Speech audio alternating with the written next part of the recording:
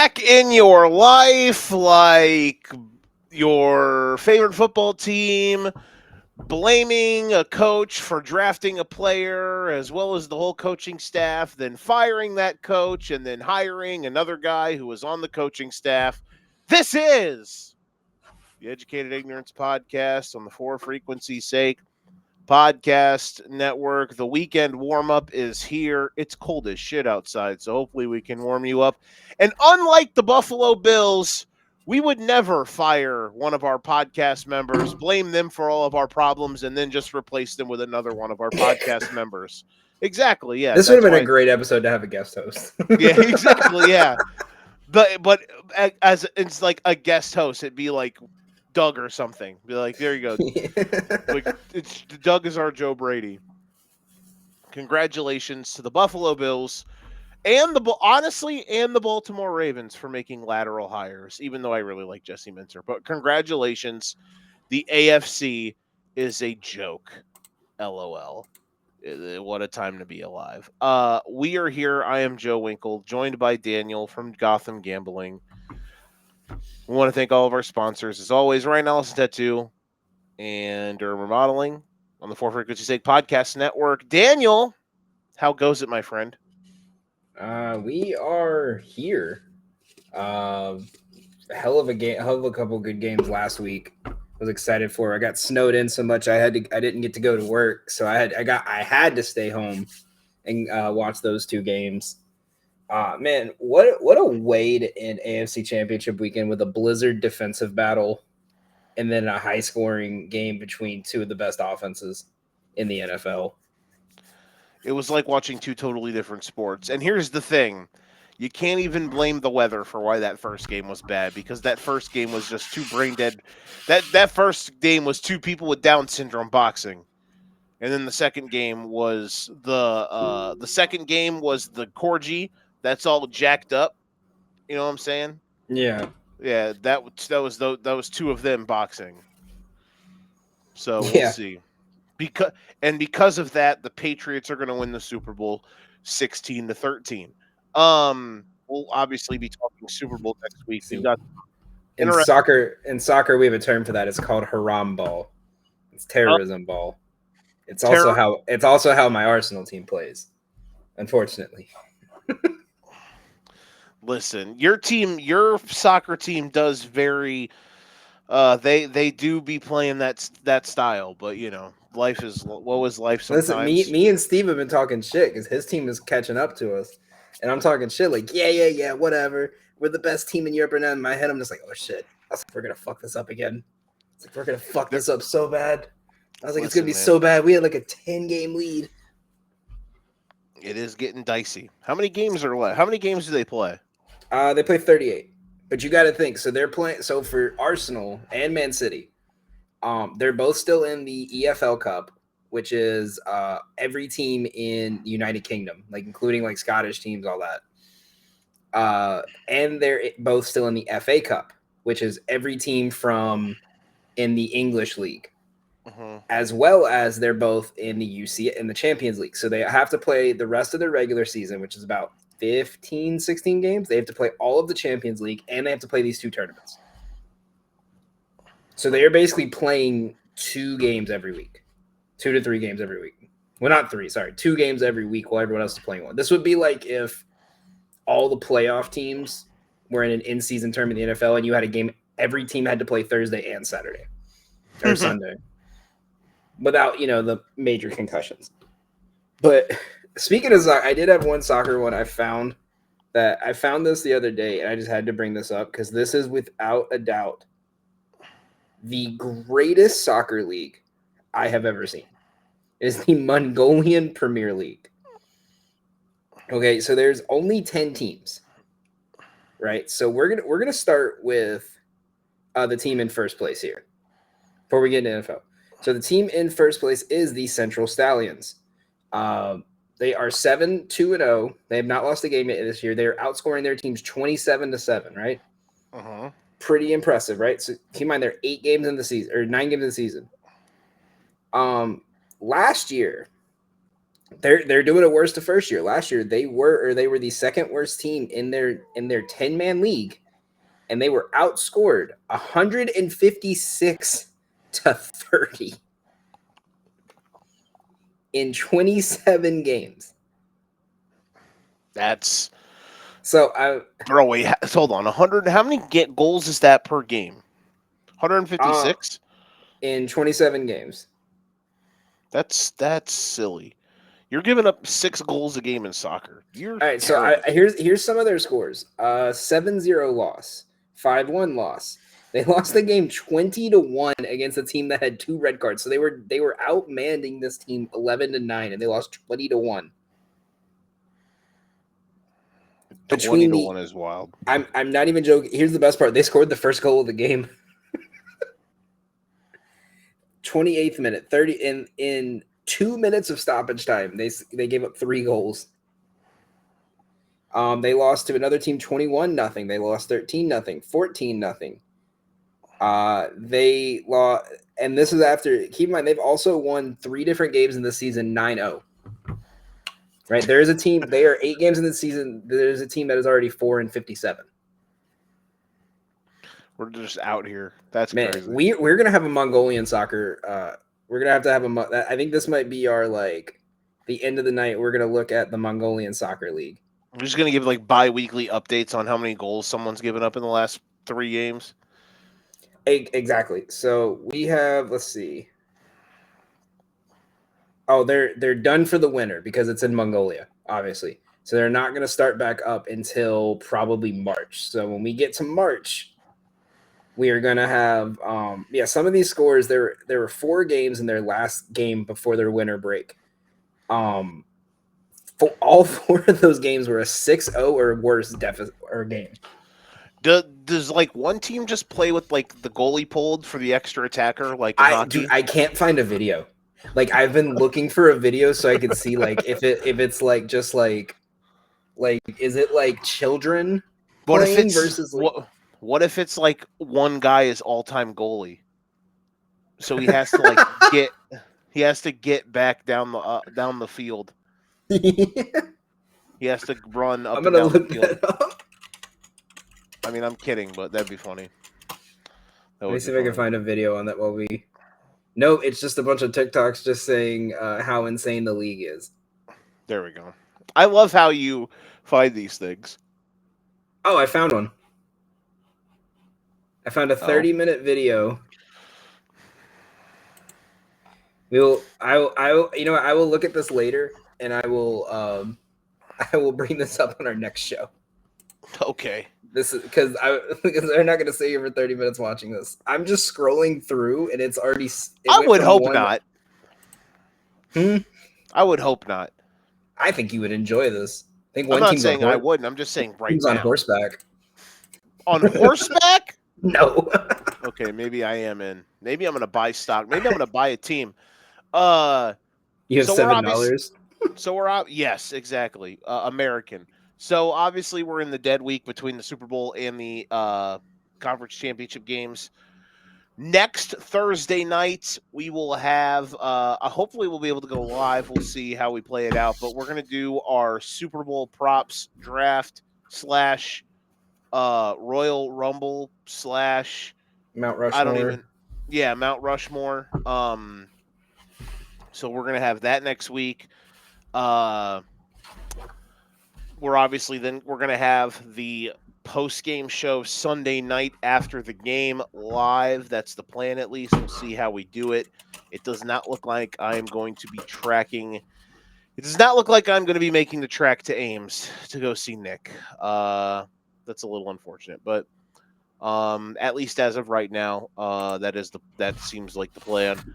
Regardless, but once football season ends, does not mean this show is going to end. We are going to continue to do this every week. There is going to be some navigation as we get closer. So once we get to like conference championship week, we'll obviously have to move the show. We're going to have to do some other stuff. I don't know how Dan's work schedule is going to work. We're going to kind of finagle some things, which is fine. NCAA tournament. Obviously, we wouldn't be doing this on a Thursday night. Well, I was gonna say if you're off on that first Thursday of the tournament, I will gladly, do a fucking. We'll sit here, do a live stream, and watch party the games. Yeah, we could do something like that. I'm not We too could put it on my TV here and just like Yeah, when it there we gets go. do like those streamers on TikTok, like when it gets to commercial, just slide it back to us or Mhm. something. Yeah, we'll see. There's a world where maybe the first weekend of the tournament is my bachelor party. I don't know. We'll see. So yeah, and so we're going to be covering the NCAA tournament. We're covering the NBA and NHL playoffs, a bunch of stuff. I don't know about Sunday shows yet. I'm thinking about wanting to do something to this year to substitute the Sunday Night Live show from football season. I gotta. You could almost do like a weekend recap after Yeah, the warm up. yeah. I kind of have to. I kind of have to think about what I want to do and who I would want to do it with, and because obviously the show is better when I have someone with me. Especially like to do the longer stuff. If I'm doing quick stuff like playoff nightly hitters, those are easier to do by yourself. Regardless, regardless, lot to get to. Danny, you came up with a nice little list of stuff for us to talk about. So I'll let you get things going. Where do you want to start? So let's go ahead and start with like some. Let's go ahead and get the rest of the NFL stuff out here. Before I get into this, have you seen the Sam Darnold news that's been going around today Which one? about his family? No. So Sam Darnold is related to the original. His grandfather is the original Marlboro Man. Oh. Right. Okay. So, and you know what the original Marlboro Man name is, right? No. It's Dick Hammer. Let's go. So Sam Darnold related to Dick Hammer. That's what I'm talking about. That's what I want my quarterback right there. Shout out to Dick Hammer. All right, so I had to get that one out because that came out today. I thought it was hilarious. All right, so Kyle Hamilton did another one of his. I don't know if you remember this a couple years ago when he did his top 5. People gave him a topic. He had to give his top 5 list. So I'm gonna read the topic, read his top 5. We could say on a scale of 1 to 5 how many we agree with. We'll keep it. We'll kind of keep it short.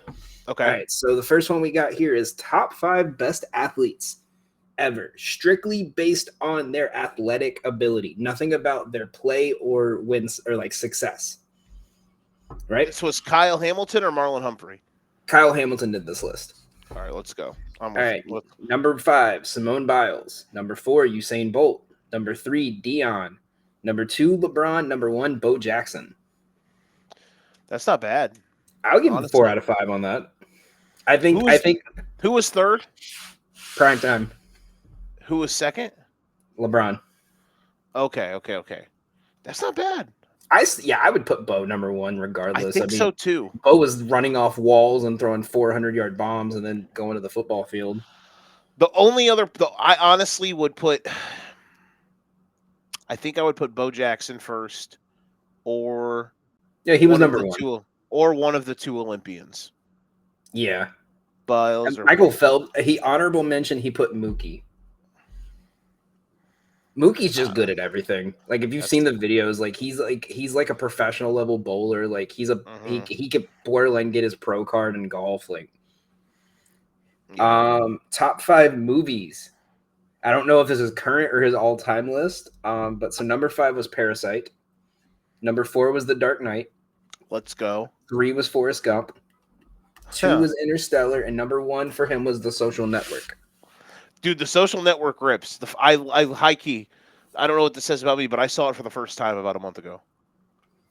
It rips.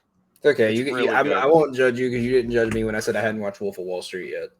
So you've seen Social Network? I'd seen enough of it on like TikTok, like when the TikTok reels would go by, like I knew the plot. I like movies that are dialogue based, and it's like dialogue. Like that's a great movie. Gyllenhaal, not Gyllenhaal. What's his name? Oh God, Eisenberg. Jesse Eisenberg. Yeah, Eisenberg's great. Andrew Garfield's incredible in it. Justin Timberlake, oddly enough, is like perfect in that movie. Like he has to play a weird, creepy douche Yeah. who like hits on who's like in his mid-20s and hits on like freshman college girls. Yeah. Like, and Timberlake's perfect for it. It's great. Like he's great at playing a sleazeball. Dark Knight being in your top 5, that's some real ball shit. Like that's a ball. You're a ball knower. Whoops. So yeah, that's up there. What's Uh, your like snap call, like top 3 movies? top 3 all time. Yeah, snap just off the top. Godfather, Okay, Step Brothers, because I'm good a one. big Will Ferrell guy. Ooh.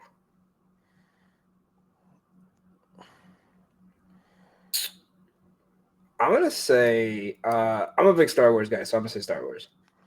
I There you will go. say this, so I've not been much of a thriller guy. Like I only watch Godfather because my dad is obsessed with the fact that he's Italian. So we watch Godfather Gabagool. all the time. Like, if it comes on, we're sitting and we're watching every Godfather. Mm-hmm. So someone at our job found like a hidden movie channel on our cable. And so we've just had like thriller movies going on. I'm not much of a thriller movie guy, but we've been watching some really good ones. Like, have you seen Companion? Mm-mm. Very confusing, but very good movie. It's like this guy has like an AI girlfriend, and no one knows she's AI because she looks like a real human. Like she bleeds blood and everything. Like it's really weird. It was really good. It was one of those like when like they have the big action scene and then it just ends. Mm-hmm. Like that's the only thing that pissed me off with it. But all right, next one we got here is top 5 R&B/pop artists. Number 5, he put Rihanna. Number 4, Usher. Number 3, Justin Bieber. Number 2, Prince, and number 1, Michael Jackson. Okay, I give it a 4 out of 5. I don't mind that. No, it's not bad. As much, yeah. Top 5 NBA players all time in order. All right, here we go. Number 5, Steph Curry. Number 4, Kareem. Number 3, Kobe. Number 2, Jordan. Number 1, LeBron. I hate anybody who puts Kobe in their top 5, but whatever. Who would you replace Kobe with in that list? I would replace Kobe and Steph. Steph's not top 5, but Steph and Kobe are, somewhere in the bottom part of the top 10. So the Magic Johnson, and if we're doing like all time, Bill Russell. That's fair. I think when I look If at we're doing just like the post, the way that I like to look at it, which is post merger, so it's in the last like 55 years. when the games were in color, basically. Yeah, post tape delay. Tim Duncan. Yeah. Tim Well, I think Duncan's Tim Duncan will always be that guy that like someone will argue he doesn't deserve to be top 10, but like if you watch because he's just quiet, but quiet like you won't notice it, and then he has 26 and 12 on you. my litmus test for your ball knowledge is if I tell you to rank Kobe Bryant and Tim Duncan all time, who's higher? And if you tell me if you tell me Kobe, I either know your level of ball knowledge, or B, know your age. Like it's one of those two. That's fair. So, Top 5 Marvel movies. I just pissed so many people off. Yeah. By saying Top 5. That's the thing. That's one of those like I feel like the NBA, like outside of like maybe the top 3, like the NBA is one of those where like 4 through like 10 is just your personal opinion. Forever. Like like football, you could easily say top 5 at each position. Like, and you can't really debate like outside of like Jordan, LeBron, Kareem, anyone like 4 through 10, maybe even 4 through 15 is just your personal opinion of who you like. That's fair. Because I think that's fair. I think you know what that is? You know what that is? A mature way to look at it. Even I think Joel Embiid said it one time. He was like mic'd up like it's so hard to call the GOAT because it's like, all right, if it's on championship rings, all right, then it's Bill Russell. If it's on total points scored, cool, it's LeBron or Kareem. If it's on most dominant, then it could be Shaq. Like it's literally who you favor and who you feel was just the out of those 3. And like that's why I don't argue that stuff with people, because like someone who's a Bulls fan is going to have a more opinionated version, or like a Spurs fan will have a more likely version to have Tim Duncan in it than someone who's a Bulls fan or a Lakers fan or a Celtics fan. Mm-hmm. All right, so top 5 Marvel movies. Number 5, Endgame. Number 4, Civil War. Number 3, Black Panther. Number 2, the first Iron Man. And number 1, Infinity War. Okay, hold on. All right, let's restart that. Go. What was it again? So Endgame at 5, Civil War at 4, Black Panther at 3, Iron Man at 2, and Infinity War at 1. Okay, so Infinity War is the best. Yeah. I agree with that. I have not watched all the Marvel movies. I feel like they're getting so straight out now that I don't want to get. They're trying to come back, but it has been rough. I am a Marvel guy. I feel like it's also like some people are like, oh, if you can watch it in the chronological order of like when they were produced, or the chronological order of like the actual timeline of the Marvel universe, right? And then it's like my friend's a big Marvel fan. And it looks like that It's Always Sunny meme where he's like got the strings attached, and it's like now you got to watch this movie and then go back and watch this one and this one and this one and this one. So the only thing, okay, Avengers: Infinity War is my second favorite movie of all time, behind The Dark Knight. Yes, I've watched more than just Marvel and superhero movies in my life. Ain't nothing wrong with that. No, I also think The Dark Knight is the greatest movie ever made, but I'm a simpleton, so it's whatever.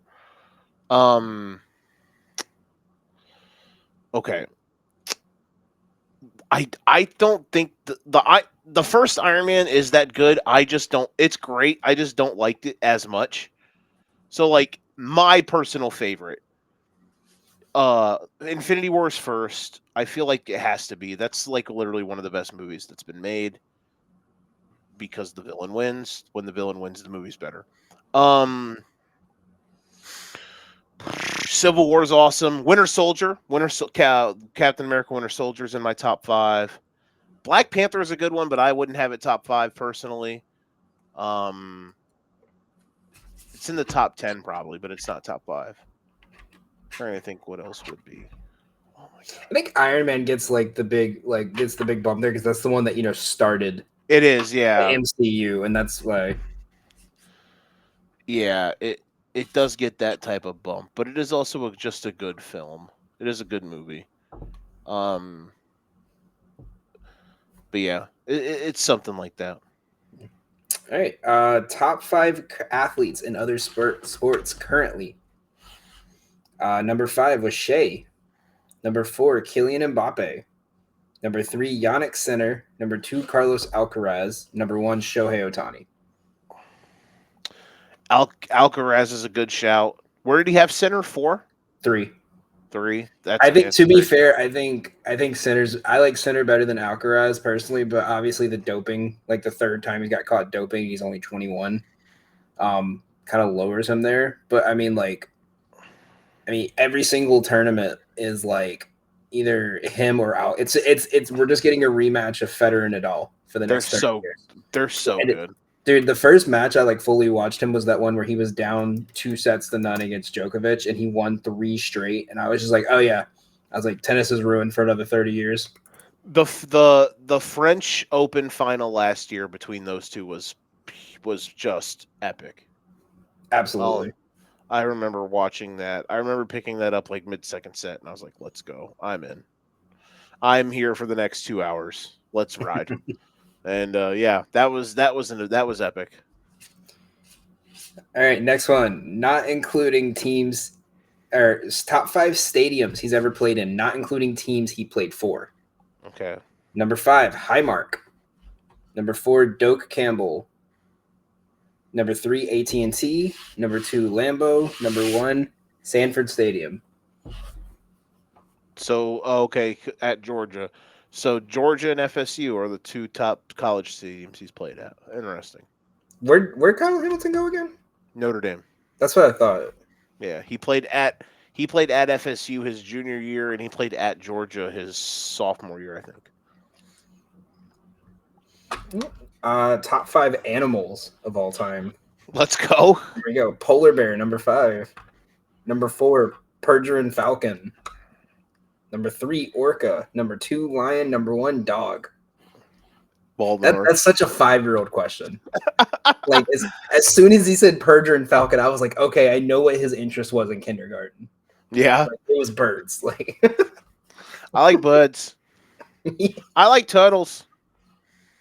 all right, top 5 Game of Thrones characters. Are you a Game of Thrones guy too? I am not. No. All right, so we can skip this one because Yeah. that might be my next binge after we finish Will Trent. Is that good? Oh, dude, you'd love it. Like Lydia said she would never watch it. She watched the first episode. She was like, I don't like it. We got to the end. She was just casually watching into season 1 with me. She rewatched every episode in 2 days so she could catch up. Trust me, you would like it. Other than that, I got Survivor as my binge watch show, so I'm watching all 50 seasons. Oh my god! And I cannot tell you how funny it was. Like back like 2003 when nothing was like PC on TV. Bro, dude, nothing is wilder than watching. No. Listen, nothing is crazier than watching the original Big Brother seasons. Bro. I know my friend's been telling me that. Bro, so dude, I gotta tell you this. So they got this dude on the island. Like he's already going crazy, right? He's like talking on the phone like a coconut, like it's a phone. Like he's having a full conversation. He's like, "Yeah, man, yeah, we're on the island. We're gonna get some food here in a second." And he's like, "Oh, I'm just trying to keep the vibes up." And all the people his age are like, "It's weird, but you know, like we gotta be a team." And there's like a 70-year-old Navy SEAL. He's like, "What the fuck's wrong with that guy?" He's like, "I hate him." Dog. So they just completed season, I think, like 28. I think it was. Like if you go back to half, there's some wild shit. Like Big Brother, like 14, one of the fucking dudes kept talking about how he thinks one girl should be a Playboy model. But if you go back even further, dog, it's crazy. These dudes are out here objectifying the shit out of these women, and they're just saying wild stuff. It's crazy, bro. Dude, it's been so fun to watch. But all right, last one here because I'm assuming you do not watch Gossip Girl either. I do not know. Top 5 fruits. We got pineapple, number 5, number 4, watermelon, number 3, strawberry, number 2, grape, number 1, apple. He got 4. The top 4 are bangers. I'm not a pineapple guy. I'm not a pineapple guy. I would probably replace it with bananas. See, I once I started like trying to drink smoothies in the morning is when I was like, I can't do banana because I just be kicking everything else's ass. Like, oh yeah, if you're doing flavor, yeah, I would do like blueberries. You know what? I got into it more because there was a place by our old apartment that did it was acai bowls. So like acai fruit, like not my favorite, but like I'll eat it. I like blueberry flavored stuff. Like if you gave me like blueberry yogurt or like a blueberry smoothie or something, I would drink it. I was a cherry guy till my mom traumatized me. I can't just eat blueberries straight though. I don't know why it doesn't taste weird. It tastes a little weird to me. Little story time before we get into the other one really fast. So my mom every summer she tried to do something fun with us. Like, and for some reason she said, "Oh, let's go to this like cherry picking orchard." It was on the side of a mountain, right? And when I mean side of the mountain, I mean like when you had to cross a path, you had to turn your car off, honk your horn 3 times to make sure no one was coming the other way. Mm-hmm. Right? We're on the side of a mountain. It's like this, right? Just straight slope. And it's wet and rainy. And she's like shaking the ladder trying to mess with me. And I used to eat cherries all the time. I will not touch a cherry ever since then. Traumatized by cherries is my new favorite thing to tell people. That is pretty crazy. All right.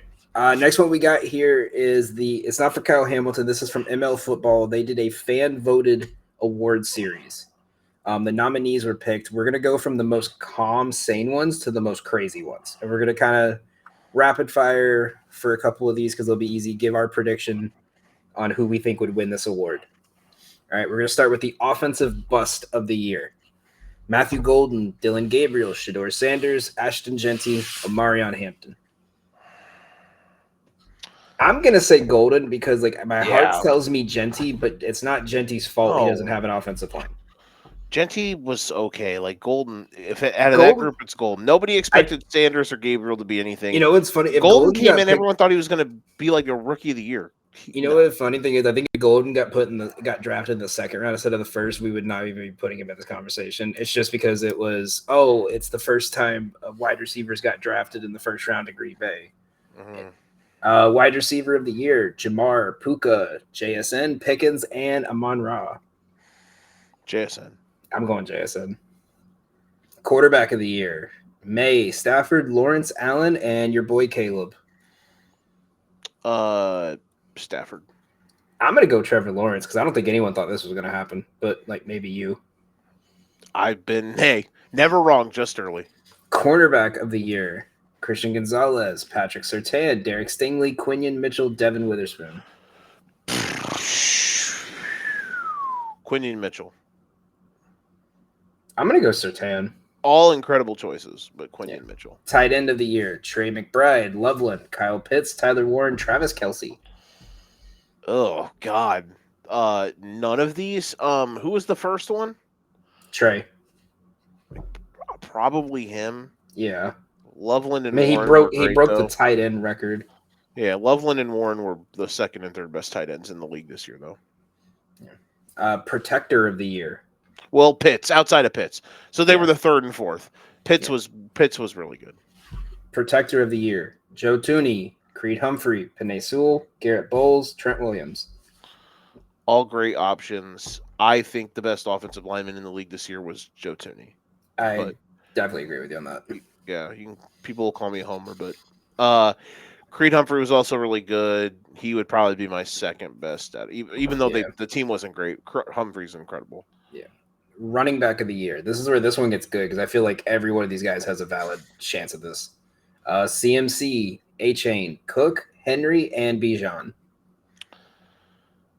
The right answer is Christian McCaffrey. Yeah. Because of all. But is he a running back though when they throw to him 35 times a game? His yards per carry, oddly enough, was really bad this year. But like it's like when Jimmy Graham was a tight end, but they had to list him as a wide receiver because they threw to him too much. I would say it's still him. I wouldn't put A-Chain. James Cook is close. He's good. He won the rushing title.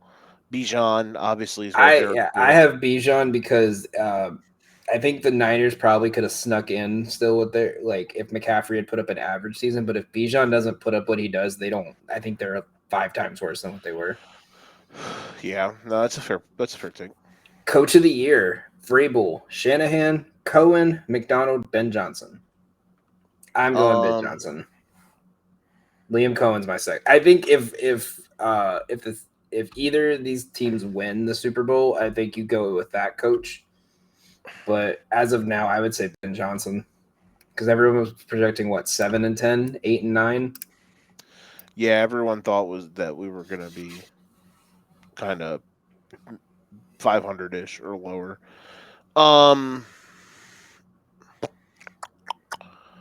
Honestly, probably. Who was the fifth? Who was the fifth in that? Or who was the Ben? Or no? Mike so McDonald and Liam Cohen, and then Vrabel, and then who was the other one? Shanahan. Ooh, fuck! It might be him. Honestly, I think to get that team to the divisional round with all of the they might have done that coaching staff as a whole might have done the best job. I think this is one where if you told me any of these 5 won it, I wouldn't be upset. Who's actually going to win it? It's going to be Vrabel, which he shouldn't. Yeah. I don't think. It should be McDonald. I personally think it should be McDonald or Cohen. Linebacker of the year. We got Fred Warner, Devin Lloyd, Jack Campbell, Zach Bond, and Carson Schwezinger. I'm giving that to Schwezinger because you're doing all this as a rookie. He had a good year. He was really good. The answer is Devin Lloyd.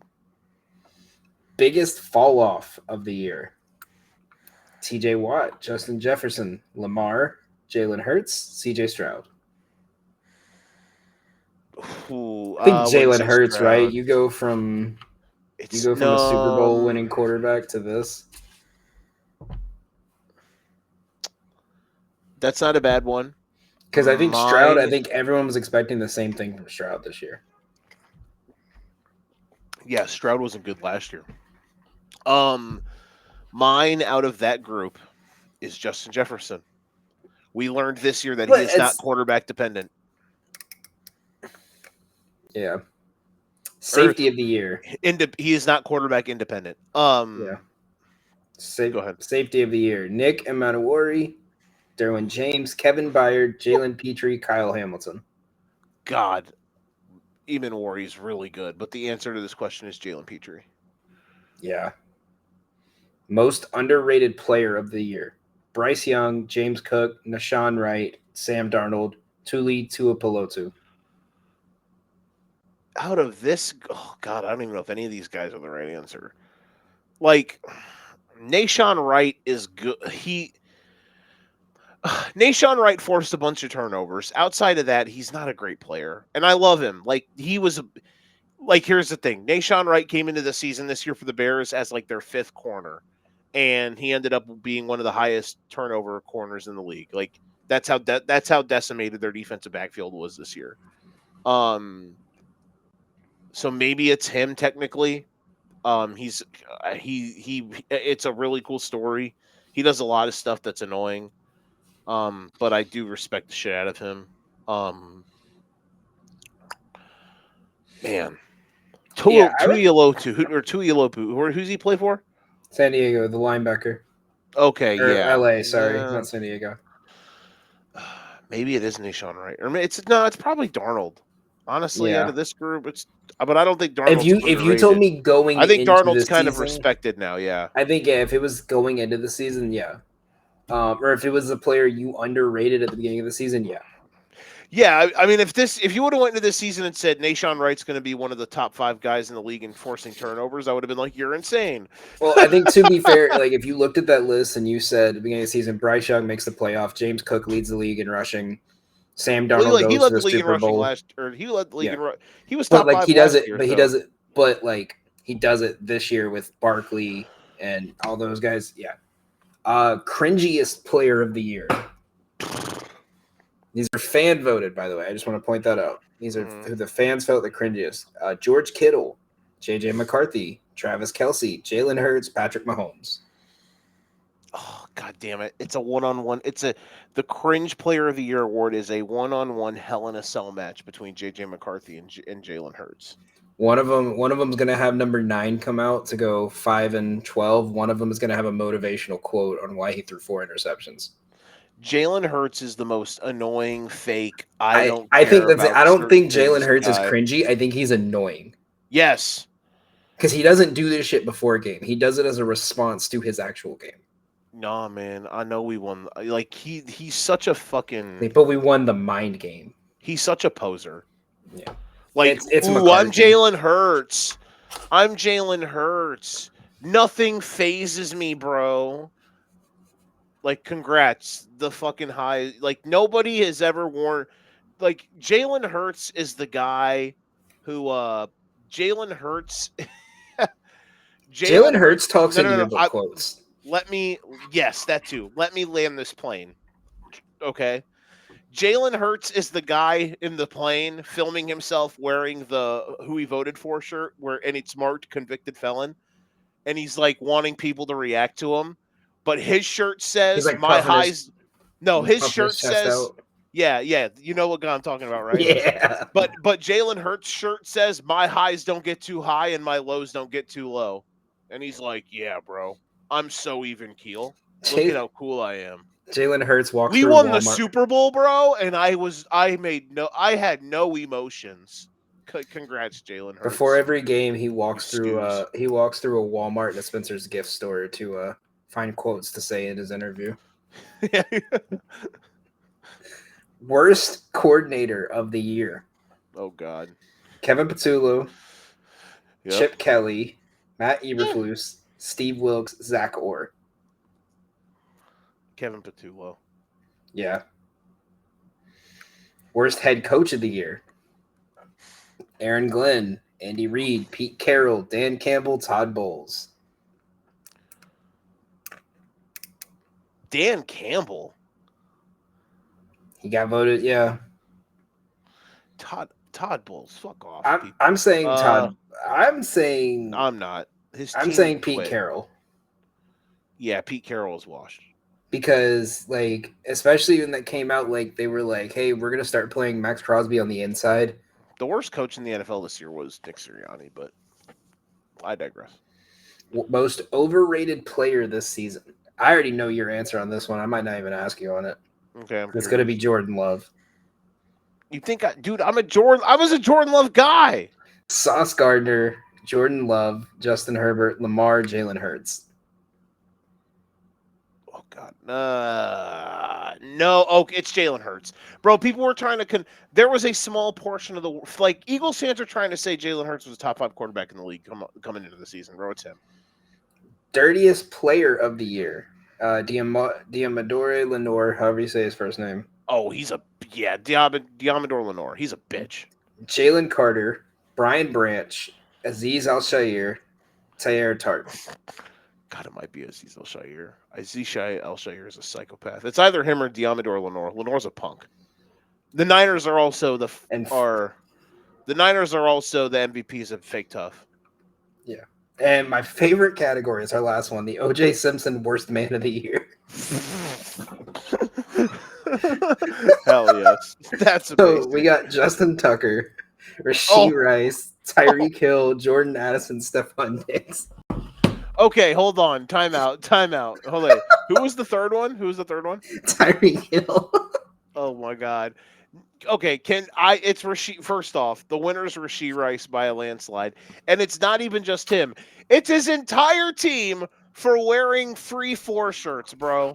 They deserve, listen, DJ, I'm sorry. They deserved everything Do you think Taylor Swift put Travis Kelce in timeout? They deserved everything that happened. They deserved everything that happened except for Mahomes getting hurt. I never want to see that. But they deserved all the losses. They wore shirts to pray. They wore 3-4 shirts, and that Could you guy imagine is a if they fucking wore scooze. free rug shirts? Like back when that happened, they wore shirt. It's not the equivalent, but it's adjacent. But that's what I'm saying. Like, man, I can't believe they suspended my man. Get him out the suspension. Yeah. Okay, bro, would you rather him serve the 10 years in jail? Yes. Just insanity, bro. It's like, man, free my man KCP. He shouldn't have to wear that ankle monitor for driving 100 while drunk in LA. All right, that's it. I think OJ Simpson Worst Man of the Year is my new favorite awards category. That's an incredible category name. Ironically, they put in the comments, this is the first time in 4 years Deshaun Watson has not made the top 5 votes. Shout out to Deshaun Watson. All right, that's it for NFL. So let's get into NBA. Let's, we can go ahead and get it off right off the bat. The Giannis situation. We talked about this earlier. It's crazy that little over 2 years ago they were 23-8, and they were the best record in the NBA. They 30-13 when it happened. 30-13, excuse me, and they fired their head coach just because Doc Rivers was available and wanted to coach. Well, Giannis didn't like the dude.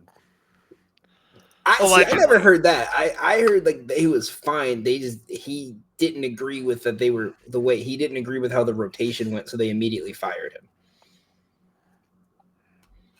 But I mean, still, you had your best record. Your whole team was playing right. You brought in a coach who struggled in Philly, I watched them play today without Giannis. It's not just Doc Rivers doesn't know how to coach. Darvin Ham doesn't know how to coach. And Doc Rivers doesn't know how to coach anymore is the best way I'll put it. It's sad that like I said, what dirt does this man have? Does Doc Rivers have on this GM and the owner of the Bucks? Because if you were serious, you would after last year you would have fired him. Or you would have started taking calls for who would be interested in the job. Yeah, it's a weird situation, man. It sucks. It really does. Here's the thing, though. It's a little bit of everything, man. They've made. Some teams have made all the right decisions. They have unfortunately made all the wrong ones. Now, listen. I thought at the time when they collapsed against the Heat firing Budenholzer was the right move, and then making the Drew trade was the right move. It just those things turned out that maybe they shouldn't have done that. Maybe you just chalk it up to certain stuff. Now, it just did look like you lose the games they lost the way they lost them. It was like, this is bad. But maybe at the end of the day, it was an overreaction. Maybe we were all wrong for thinking that it was that what they did was wrong. But also they lost, like, losing in that fashion, was crazy. But and since then, it's just been a nightmare. To think that they were the 1 seed a few years ago when that happened, and they lose in 5 because Jimmy Butler has an out of body experience, and they horrendously choke a few games. And listen, I like Budenholzer a lot, but he obviously flamed out in a year in Phoenix. Like, look how good Phoenix is now. Now, listen, I know they got rid of some other pieces, but look how good Phoenix is right now. Mind you, Milwaukee doesn't have their own first round pick this year. They get the worst. They get the worst of the Atlanta, New Orleans in them. No, not. Yeah. They get the worst out of Atlanta. I got it right here. Atlanta receives the more favorable of Milwaukee's 2026 first round draft pick and New Orleans' 2026 first round draft pick, and Milwaukee will receive the less favorable of the two. Correct. So they will get it. The Hawks, where the Hawks pick has nothing to do with them. So if the Bucks and the Pelicans finish 1 and 2 in the lottery, the Bucks pick second. That's basically what it is. Yeah, but that's the only way I think the only way, like, because let's be real, the lottery, unless you have like a 15% chance, like, and you make it in, the lottery's rigged. If Milwaukee, I don't want to have lottery rigged conversations. I'm just saying here. I know. Here's my conspiracy theory is that if the Bucks get a top 3 pick in this year's draft, it's because they trade Giannis to San Antonio. I'd be here for it. I'd like to see that. Here's what I want them to do. And it's part what they should do because it'd be smart, and it's also part what I want this team to do. I'm like just standing outside their arena screaming, please do something. You have nothing to lose. I'm dying for the Hawks to do it. Like, I understand technically, yes. If you you have the Pelicans pick. If you ended up adding DeBanza or Darren Peterson or one of these incredible freshmen, Keaton Wagler, winky face, to this team with Jalen Johnson and company, yes, that's incredible. But you also know who would be cool to play with Jalen Johnson, who's awesome, by the way. I just want to throw that out there. Jalen Johnson is sick. You also want to know who would be cool to play with Jalen Johnson? Giannis. Giannis would be dope. Giannis would be fun. He'd be neat to play with Jalen Johnson. I would just love for them to do something. Will they, though? I don't know. I don't know if they would do it. They should, but they won't. So realistically, how many teams do you think are actually in on the Giannis debate? On Giannis? Because right now I have 3 teams I think have a legit shot. I have 2 that are a long shot, and I have 1 that they probably won't go after him, but if they wanted to, they have all the ammunition they need to get him.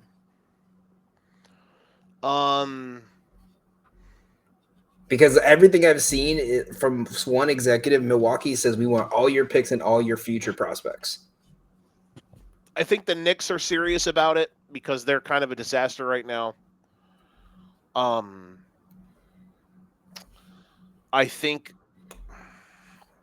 I don't know how serious I'm sure they would love to do it, but I don't think there's any way they have the ammunition. Is Minnesota? Minnesota would have to move Gobert or Naz Reid, and I don't think they want to do either of that right now.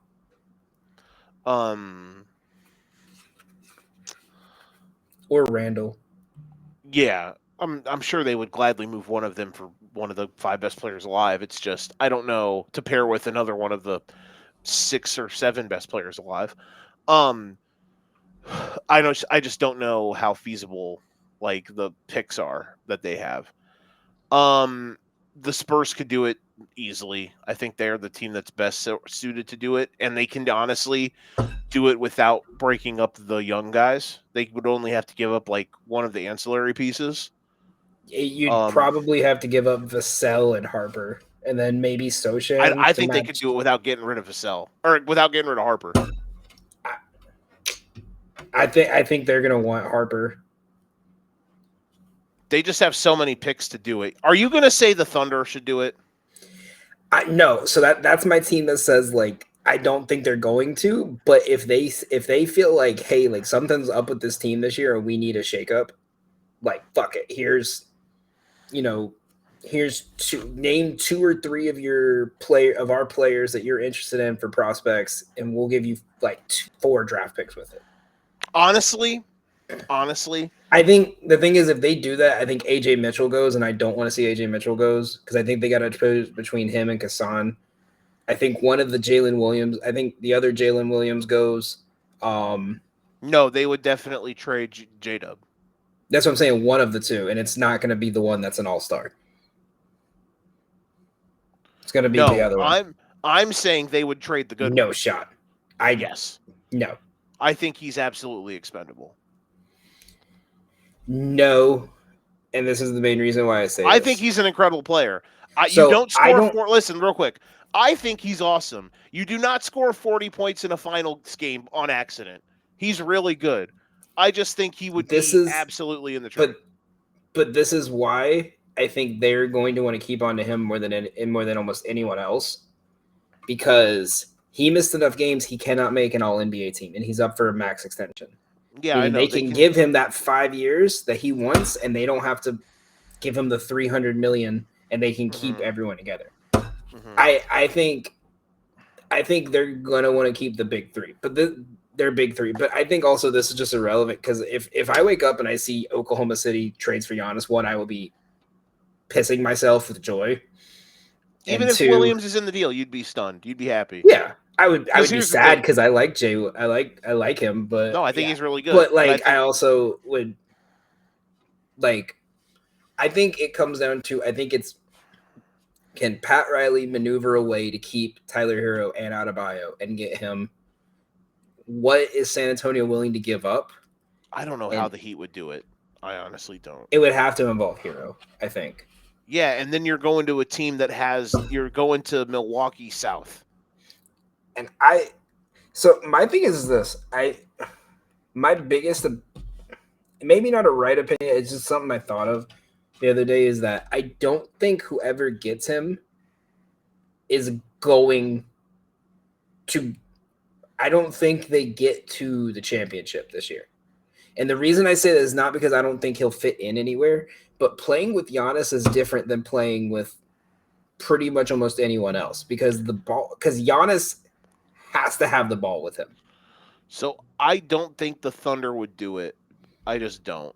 They could, but I don't think they will. The only team that could do it, and actually I would think, they would be like, it would be hard for me to pick against them in the playoffs, would be the Spurs. Even though the Thunder are there, man, if you got to go up against those two dudes every night, bro, that's a fucking nightmare. I think that's why I still have a feeling like this trade is not going to get done by the deadline.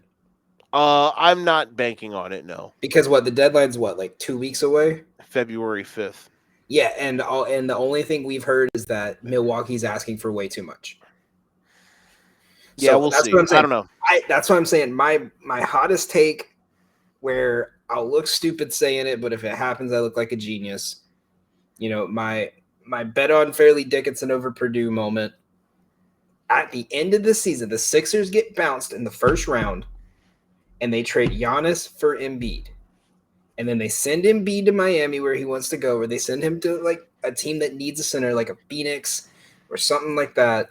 And Milwaukee gets a shit ton of picks. And you pair Giannis and Maxey, which I feel like is a better. Hey, don't forget the edgelord, bro. Don't forget my guy. Who? VJ. That's savage. But I think Giannis is a better pairing for how Maxey plays than Embiid, because Embiid, when he gets the ball, it just feels like ISO. Whether it's in the post, not he has to have the ISO.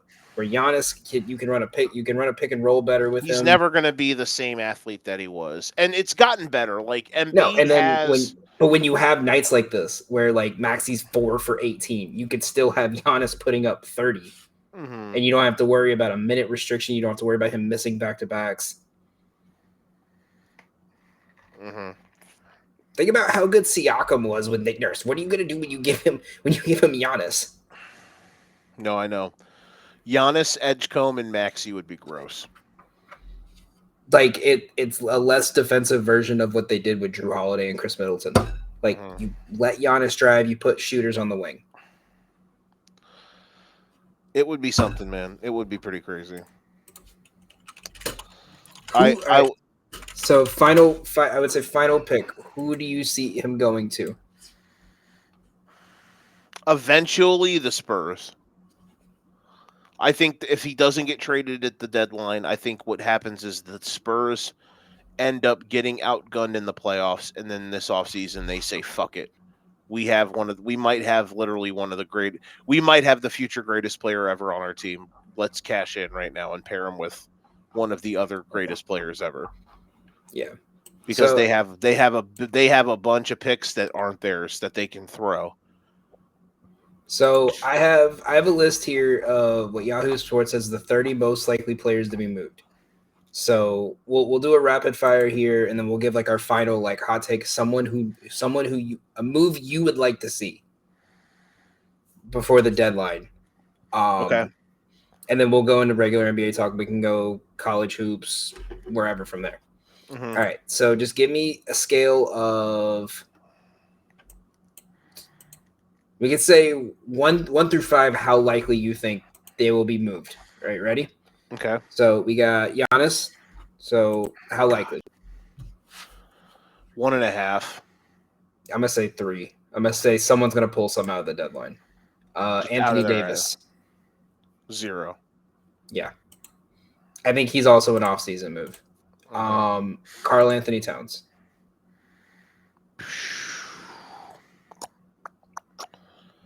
What did I say? Giannis 1.5. I'm gonna say Towns 1.5 because I feel like if he gets moved, it's for Giannis. Yeah. Sabonis. Ooh, man. 2.5. Just because I keep hearing that they're gonna move off of him for like ever. I'll believe it when I see it. Would you, if you're the Knicks, if they call and say Sabonis for Cat straight up, are you taking it? No. That's fair.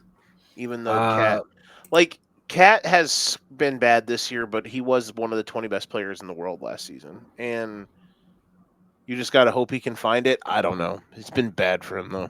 Yeah. Rough stretch. Yeah. Michael Porter Jr.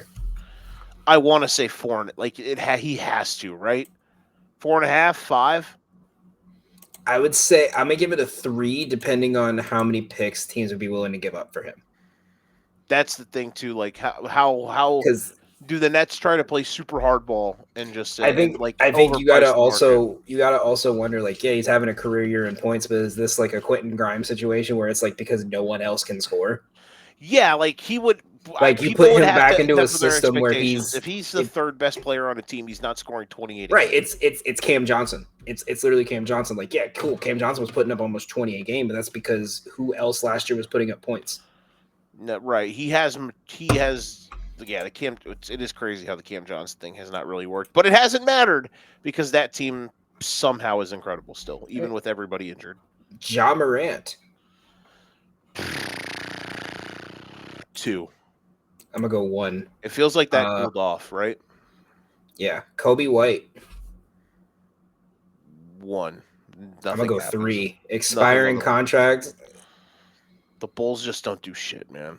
Porzingis. All right. Who would you want Kobe White on?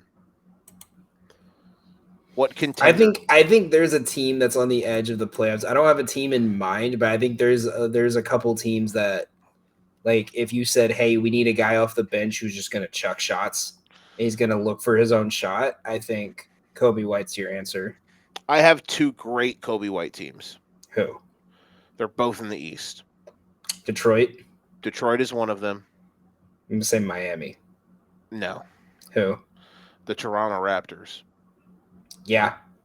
Because then he can fit into a point guard if you need quickly to sit. He can fit into the 2. All their good next, players are wings and bigs. Like they don't have good guards outside of Yeah. quickly. No, don't be disrespecting Jamal Shed like that. All right, Fair, next one, good call, Kristaps good call. Porzingis. I wouldn't be shocked if they moved him. I give it a 3 because I think it's depending on if they feel like, can we get another center somewhere, or are we okay with Gway as our backup? Another Kobe White guy team, by the way, if they really were about it, the Wolves. The Wolves should go get him. Instead of Jalen Clark, like in Jalen Clark's role, I think he would fit in better. Yes. Yeah. Yes. Imagine, like, if they were able to close games with Kobe White instead of, like, Mike Conley, holy shit. I think also for Porzingis gets moved. If Porzingis gets moved and it looks like they're not getting much in return, I think that means they're getting Giannis. Like, I think they will be a part of a trade together. Okay. I get what you're Ayo saying. Dosunmu. Would love to see Kristaps on some. If Kristaps is playing and it's like a thing, I'd love to see him on the Sixers. I would like him to go west. I think he would fit with the Lakers. He would be exactly what they fucking need. I think if you couldn't get putting him with Luka Giannis again would be hilarious for the memes, but yes, he would be perfect for what the he's perfect for what the Lakers need. Who was you said Io? Yeah. I don't know, man. I think if you're looking for a first round pick in return, then I'm giving it a 0. But I think if someone said we'll give you a couple seconds and like a player back, like a swap. You don't think he's worth a first rounder? I think if you're a bubble playoff team, no. But I think if you're like a team that's like, okay, we're gonna have between 24 and 30. Like if you're the Thunder and you're like, shit, I'm tired of playing. And let me not even say the Thunder. If you're the Rockets and you're like, I need another knockdown shooter. I think the Rockets would I'd give up a 1 for him. That's what I'm saying. Like a team that's gonna have like the 25 to 30 pick. Like if you're a team where it's like 2 bad games put you in the play-in versus the 5 you're not giving seed, up a potential lottery pick for him. No. Right. Zach LaVine. A lot of people think Kobe White could go to the Wolves in a deal that involves Terrence Shannon, which would put Terrence Shannon and Io on the same team and Illinois. That would be fun. Yeah. That would be cool. I would cry. Right, I don't even like the Bulls, and I would shed a tear. Let's try to rip through these. Because we got like 20 more. Zach LaVine. No. 0. Tobias Harris. 0, 1-ish, depending on because he would have to move 1-ish if you could get like a big name in return. He's only a deal because they have to send a contract back. Otherwise, he's been good for them this year. So I was gonna say, like he's not putting up 20 a game, but he's putting up like what? 10, he doesn't have to. He doesn't have to. Yeah, he fills his role. Yeah. Mm-hmm. Goga Batadze. 1. I'd be shocked. He's their second best center. Well, I mean, Mo back is nice, but yeah, God, I could go on a 20-minute. Benedict Mathurin. I hope 0. I hope not. I'm going to give it a 2 because I don't know if he fits into their plan, and he's a restricted free agent, so they're going to have to really pay up this year. That's fair. Daniel Gafford. Ooh, 3, and I actually know the team I would want to go get him. I'm going to say 1 because I don't think if Anthony Davis is consistently out, I don't think you could find a center that's going to do much better than what he's doing without having to trade like half your roster in draft picks. Because I think their utility, like 3-man, like center rotation last year with Lively, him, and PJ Washington was decent. Yeah, I think where they're at right now with no Kyrie, no Anthony Davis, like it's just better like let that run for a year and let them go, and let the contracts leave. Najee Marshall. 3. I'm gonna say 3 also. Rui. 0. I'm gonna skip over this one because there's no way in hell Grant Williams is getting traded. No. Keon Ellis. 2. I was gonna say 2, but I'm gonna say a 1 because I've copied you. Anthony Simons. I don't know why they would. I've heard him get brought up, but I don't know why they would. They like him a lot. 0. Yeah. Bobby Portis. 4.5. Yeah. You know, where coincidentally, I think he would actually be really good at is in New York again. Yeah, he would be. Give up Dottier, McCullough, and throw in Yabusele for a contract. And you can run 8-man rotation with your starting 5, and then Deuce, Mitchell Robinson, Bobby Portis. Yeah, it wouldn't be bad. That would be very solid because then you could constantly just rotate. You would have your 2 and your 3, the 2 and the 3 getting guarded by Bridges and Anunoby relentlessly. Rob Dillingham. If they make a trade, he's probably in it. So I would say 2.5 or 3. DeMar. 0. Yusuf Nurkic. 1.5. I'm gonna say 3 because if there was any player that Denver should go get and sign for another year, is a player who plays exactly like Jokic, because that is what I feel like they're missing in their offense right now. A backup Jokic. Think about it. No, legit. Like, think about Yeah. it. Their whole offense was around Jokic's facilitating. What other center is facilitating right now like Yusuf Nurkic? Right. He's had 4 triple doubles in a row. That's a good point. Jordan Poole. I'm gonna say 5 because he has sat 3 consecutive games with coach's decision. Maybe you're right. I wish he would. I wish, like last year, I would have said 5, and I was hoping he would get traded to a contender. But right now, I don't know. Side note: also Nurkic would go really well with Toronto. You think so? Yeah, and you package this player right here, Grady Dick. I give it a 3. That's fair. Dalton Connect.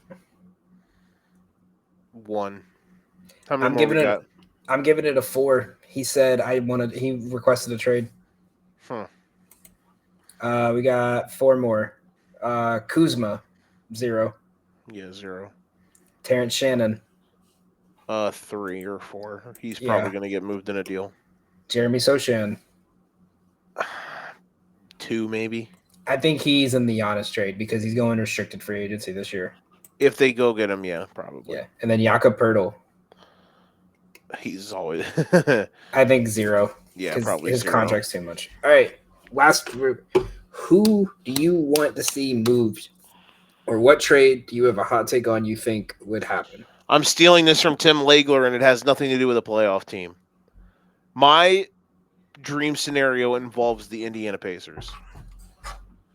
There's no team in the NBA that's set up like the Pacers are right now. They are going to be, yet they currently have the worst record in the NBA, yes. However, when you look at their games played, it is just a joke. They have had guys miss the entire season. Obviously, Halliburton's been out. They've had dudes get hurt all year.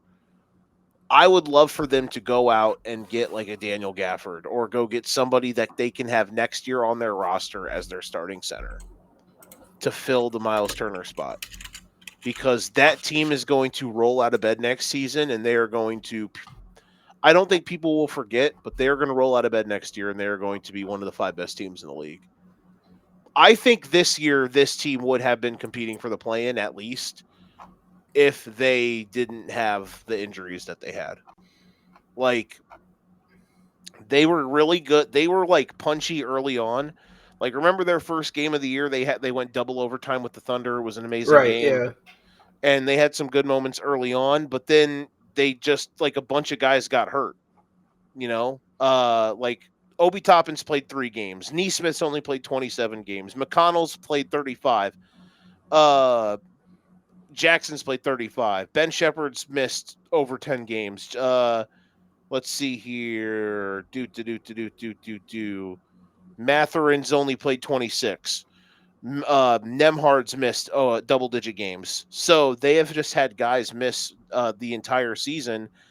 That the only player in their normal rotation that's played every game pretty much is Pascal, and he's been fantastic. So, like, when this team is back to where they're at, if they can go out right now in this market and find a way to get like. Do you want to know what's going to be fascinating? Maybe not at this deadline, but what if they get to the offseason and they have the worst record in the league and they have the top lottery odds and they've just got that asset to use? Like they have a no doubt top 5 pick to go and try to trade for somebody. Like, would this roster be cool? Like I said, if they went out and got a Debanza or a Darren Peterson or who knows, Cam Boozer on this team, yeah, sure. But what if they went out and used that pick to go get somebody? The Pacers are fascinating. I would love for them to make a like minute move at this deadline just to have somebody ready for next season. I think it would be cool. You're right. I just don't think the only team I could think of right now that has like an elite level center that would say, yeah, we'll give him up for the number one would be Dallas. Yeah, they don't have. I'm not even saying like an it's elite one. center. That's it goes back to my one question with Giannis is like, are we going to see something similar to Siakam where it's like we're not going to commit to leveraging our future unless we can confirm you're going to extend? Yeah, what if the Pacers just say, what if the Pacers get the first overall pick in the draft? They call up Milwaukee. Ring! All right, number 1 overall, and like the next 4 firsts and swaps for Giannis. Who hangs up first? Or are they having a meeting? How long? I think they're having a meeting, but I think Indiana looks at it and says we could pair Debanza and Halliburton for the next 5 years. Oh yeah, because Giannis has been getting hurt, so I get it. And it's also you're leveraging. You would leverage the chance to have one of the most dynamic duos in the backcourt for 1 year of Giannis before he decides, you know what, I'm going to LA or I'm going to San Antonio. Yeah, maybe. Which is why, like I said, so that's why I said like it's the same thing with Anthony Davis, where it's like why would we trade him now and give up our prospects when we can wait to see where we're in the draft and have higher leverage? But let me ask you this: if you're Indiana, right, and you get that top 4 pick that they're projected at, right, and it comes down to it, are you taking it? You're looking for a big. Do you take Cameron Boozer or Caleb Wilson? What pick do they have? Right now, projected 4. Okay, but in your scenario here, what pick do they have? Let's say it's pick 3. Debanza and Peterson are off the board. They're the next pick. Probably Boozer. Right, that's what I'm saying. Like, as much as like I don't know what, man, but I'm not a Caleb Wilson. Maybe I gotta watch more. Yeah.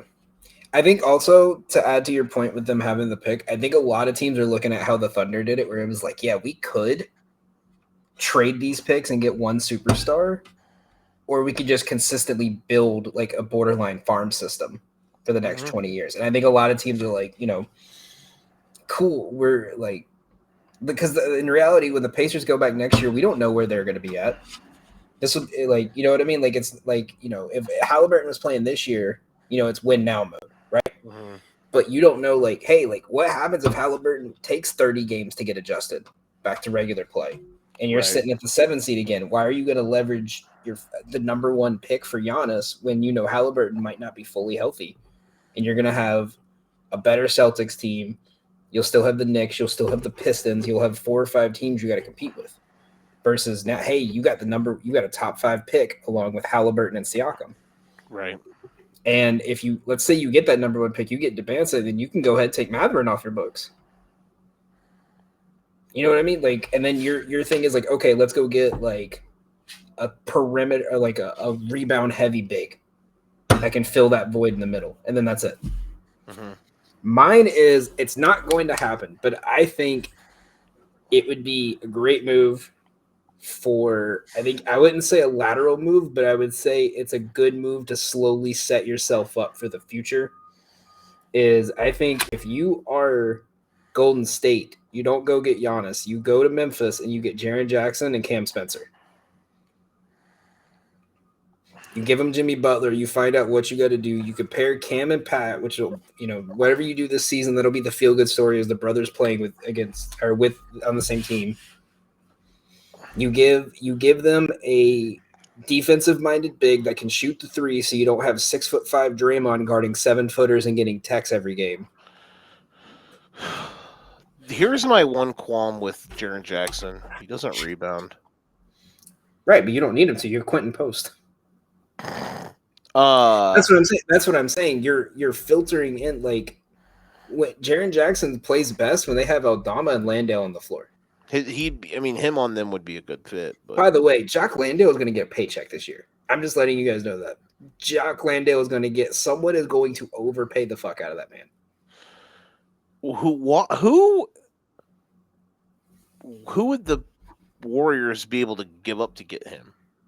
To get Landale or Jaren Jackson? To get Jaren Jackson. Have to be Butler. Right. I think you could just put Kuminga in there and say, hey, we'll get Kuminga out of here like he wants.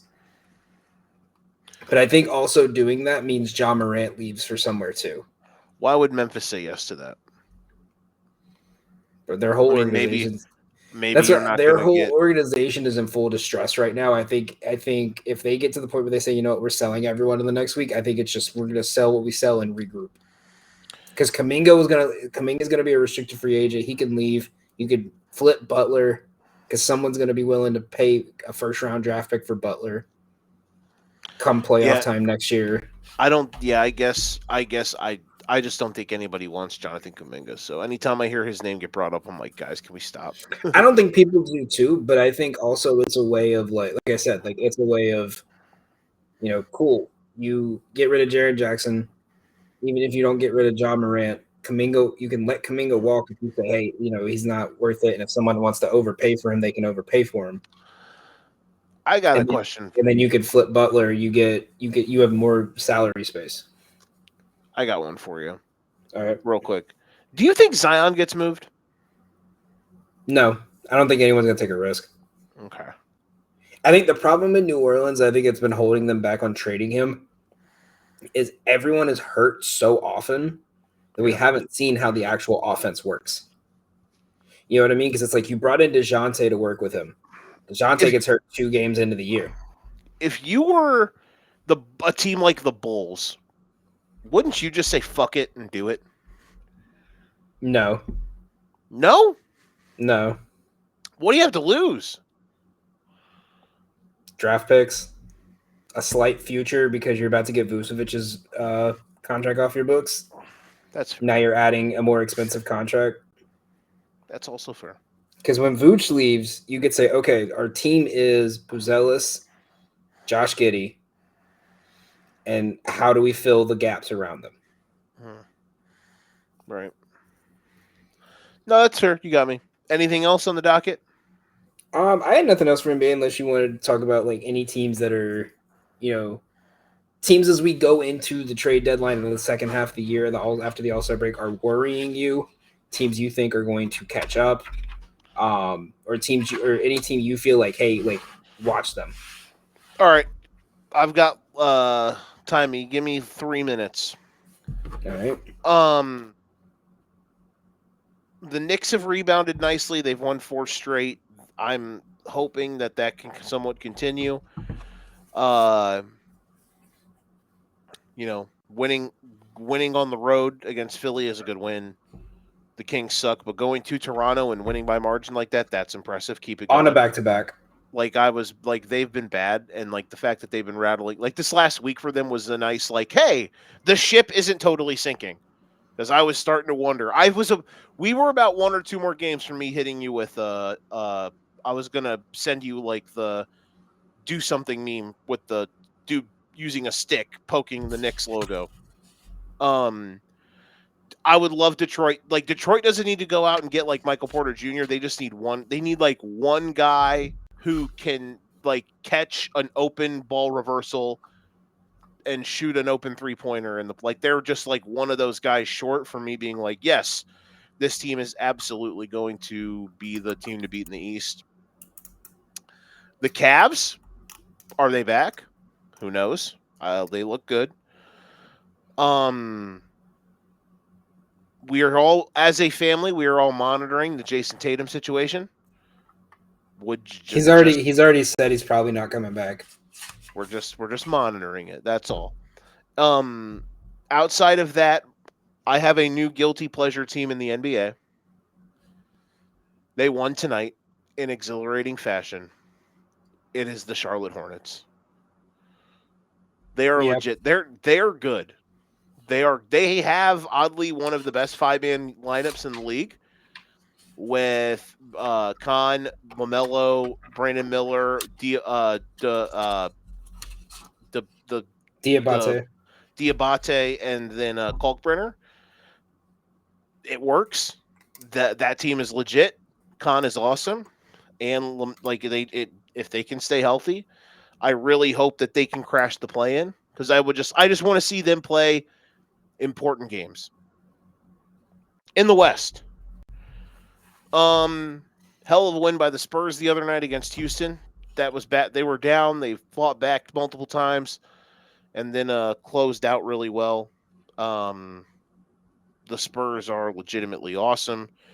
The Nuggets,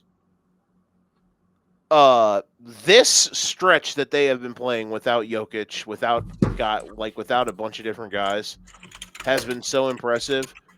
It's vindication, Danny, for them firing Malone because Adelman has made every right. He has pulled every right string. He's tightened every right screw that was loose. Like he's been awesome. And honestly, if you told me that Adelman was coach of the year right now, I wouldn't argue it.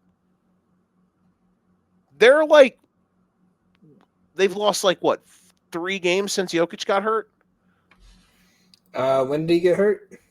It's been about a couple weeks now. It was against and they, Miami, right? mm-hmm. They have lost 5 games. And 6 games, excuse me. And they've been dealing with stuff all season. Different guys get in and out of the lineup. I'm just saying what they've been able to do is impressive. And if they're healthy on the opening night of the playoffs, man, they absolutely are the livest of cats to win the title. Other than that, tipping of the cap to some other teams. We tipped the cap to the Portland Trailblazers for being a real basketball team. Told you. Tiago Splitter, I see I told you. They've been fun. They are legit fun. Denny Advia is awesome. Donovan Klingen's out here, and they have been a very fun team. And also tip of the cap to the Phoenix Suns. Whomst would have thunk that the Phoenix Suns would not be a joke, but they have really reversed their fortune. They have made a lot of right moves. They hired the right coach. Devin Booker has been great. They built a team full of dudes who just were like they went from like the most unhappy, worst watch in the league, just a joyless team to a team full of guys who work their ass off. So tip of the cap to them. And the Clippers, they're 16-3 or whatever it is in their last like 19 games, and I'm not going to buy into it. So you shouldn't either. You're at 5 minutes, by the way. I know. So for me, I'm also in the Hornets because it is in my opinion that if the Orlando Magic do not fire Jamal Mosley in the next couple of weeks, them and the Heat will most likely be fighting for that 10 spot or that 9-10 spot with the Charlotte Hornets. Because the Hawks are gelling really well. The Bulls are kind of the Bulls. They're just going to be in the play. They're going to hit some kind of crazy streak and make people think they could do it this year. But Charlotte is catching up, and both these teams, like I've tried watching different teams this year to see who I truly like. And like I said, just looking at stats and watching recaps and reading, and everything I've seen on like I watched that Magic Heat first quarter, and that was probably the grossest looking first quarter of basketball I've seen in a long time. Like every time I watch a Magic first quarter, it just makes me think like this team cannot be competing for a playoff spot right now.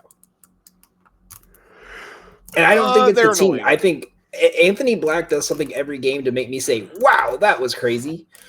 Paolo's great. Franz is coming back from these injuries. Like I feel like they're hurt. I feel like their team is fine. I just don't think I think Jamal Mosley was the coach to get them to where they're at, but if they want to actually compete in the East, I think now is the time. This year is the last year of the Jamal Mosley regime. If you're wanting to make that step up, they should be. This is a take that nobody will agree with, but they should be the Pistons right now. Yeah. The Pistons are what the Magic should be. This is a fucking. The Magic are so fucking. You can argue. Actually, it's inarguable. The Magic are the most disappointing team in the NBA. Is that a crazy take? Because I don't think that's a crazy take. No, I mean, I would put Cleveland there considering how much money they're paying for Darius Garland to play 7 games a month. That's fair, but they're starting to turn a corner. So I'm worried about them because they're in a spot where, like, the rumors are already starting to swirl because Jeannie Buss said that they're going to ask LeBron to take a pay cut next year. And everyone's saying, oh, this just means, LeBron final year retirement tour and as a Cleveland Cavaliers shit, right? So Evan Mobley, Donovan Mitchell, Darius Garland, DeAndre Hunter, Jarrett Allen, and Max Strus, right, are getting paid $210 million next year. The most expensive contract off your book next year is Dean Wade. That's $6 million, right? You have Larry Nance at $2 million, Thomas Bryant, Craig Porter all at $2 million.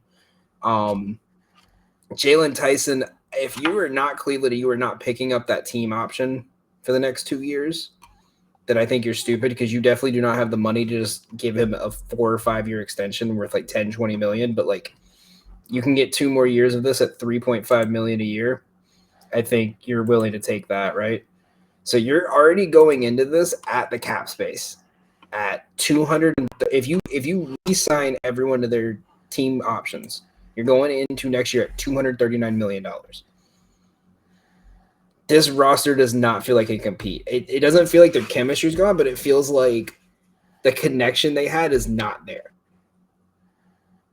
And I don't think it's the coach. I just literally think like this roster hasn't made a move and people have just figured out how to play them. How often do you sit there every night and you have to say, is Evan Mobley going to put up 20 and 12 or is he going to put up 8 and 8 and Jarrett Allen's going to put up 10 and 4?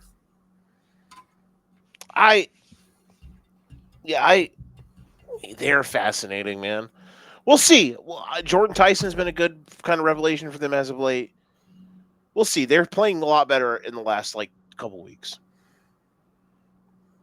After playing ass for the entire start of the season. To be fair, Windhurst also said today that he believes the Cavs will be shedding salary to prepare for next year. Because I think also they might be looking at the possibility because Donovan Mitchell 100% still wants to go to New York. I don't know if the Knicks don't get Giannis and they find out there's a possibility that they can somehow get Donovan Mitchell, I think they take it. I don't think it would work well, but I think they're going to take it.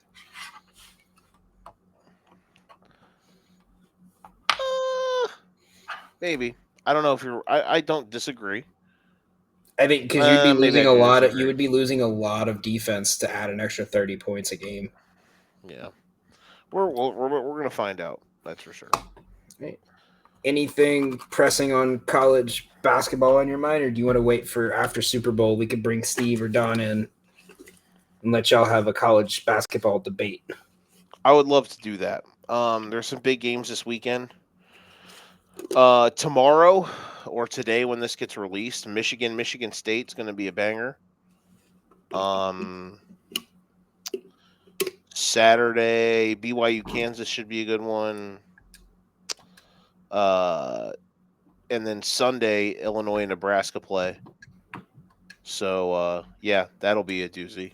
I'm going to be sweating for whom's to would have thunk that I'm going to be watching my team go on the road to play number 5 Nebraska, who just lost their first game. The Big Ten's a demon this year. It was overtime, too, wasn't it? No, they lost by... that was a Michigan State game. Yeah, it was a Michigan State game. I gotta start trusting myself with these underdogs in college basketball more because I looked at the Michigan game and the Michigan State game. I was like, ooh, this is an easy look ahead spot for both teams, and I did not pull the trigger on Rutgers or Nebraska. But Michigan is still insanely overvalued. Like, I don't know why. Yeah, I know. I know Mass didn't play, but they were like 10.5-point favorites against Nebraska. I was like, come on, guys, calm down. And what was it? Rutgers was like 12.5-point dogs. Well, that makes sense. Rutgers sucks. Yeah, I know, but like 12.5 in a look ahead spot, and you're on the Michigan road, State just always feels like, yeah. Illinois won their 10th game in a row tonight, which is pretty cool. Yeah. The Balkans are celebrating. They are, and their best player isn't even one of the Balkans.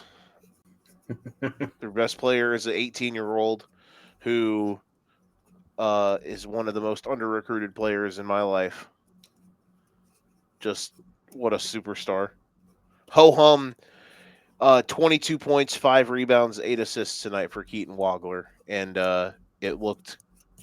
I saw he jumped to top 8 picks in the draft and mock drafts now. Yeah, I think they had him going. Where'd USA Today have him at? I heard he was going to like the Jazz at 6. That's what they had him at, Utah. You could make an argument. You could make the argument that he's one of the you couldn't name 5 better prospects than him. I'm looking at this. You know who else looks really good if he drops to where they have him at is Koa Pete to Portland. Koa Pete's an interesting one because I really liked him early, but man, they got some dudes that I like on that team way more than him, just in general. I just think we're getting to like a good. I think we're at we're starting to get into a good spot in college basketball in general. Like for me, like I don't follow it as deeply as you got you follow Illinois with a passion. Don and Steve and them know like every player on these teams like the back of their hand. Mm-hmm. Like I typically I follow it and then like I'm kind of like it's NBA first in my head and then college basketball second until we hit about February and we get to that lull of the NBA where it's like, okay, the 10 teams that know they're out are just going to be 20-point underdogs every game. And then there's 1 or 2 good games every week. So that's kind of where I'm at. I think especially Fridays are always weird. I feel like with college basketball, because everyone, it's like hockey. Like, how hockey on Fridays is always like one game and then everyone's on Saturday. Like, it's like that. It's like, all right, we're not going to put anyone big because Saturday is going to be 150 games. Yeah, no, I'm with you. But yeah, it's that time of year, man. We're about to hit the home stretch, so I'm with it. All right, this has been great. We did great tonight. We're going to have to do a bracket challenge. Well, golden ticket bracket challenge, I'm with it. Like a paid one, like $10 entry, winner gets a prize pool. Yeah, I don't see why we can't do that. All right, so that has been our show today. We thank you for hanging out with us. For Danny, I'm Joe. This has been the Educated Ignorance Podcast. If you ain't got your game, you best pass the sticks. Daniel, good job by you, buddy.